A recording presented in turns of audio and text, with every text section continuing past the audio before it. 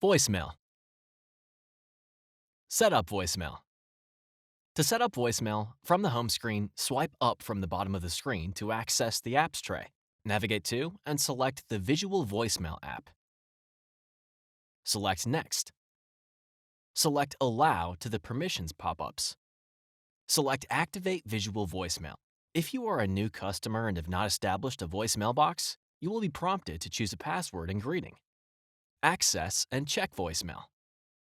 When you receive a new voicemail, the voicemail icon will appear in the notification bar. From the home screen, swipe up from the bottom of the screen to access the apps tray. Scroll to and select the Visual Voicemail app.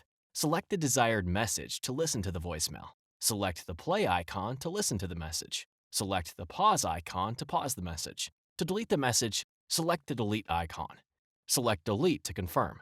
You can also access your voicemail to check your messages by selecting and holding the number 1 key from the dial pad. Change voicemail password. To change your voicemail password, from the Visual Voicemail app, select the menu icon. Select Settings. Select Change Password. Enter the new password. Then enter the password again to confirm. Then select Continue. You can also access your voicemail to change your password by selecting and holding the number 1 key from the dial pad and following the prompts. However, you must know your current voicemail password. If you have forgotten your existing voicemail password, you will not be able to access voicemail until you reset your voicemail password. To reset your voicemail password, go to att.com/resetvm. Voicemail settings.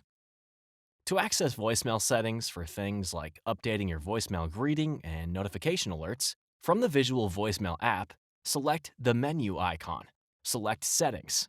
Edit the desired settings.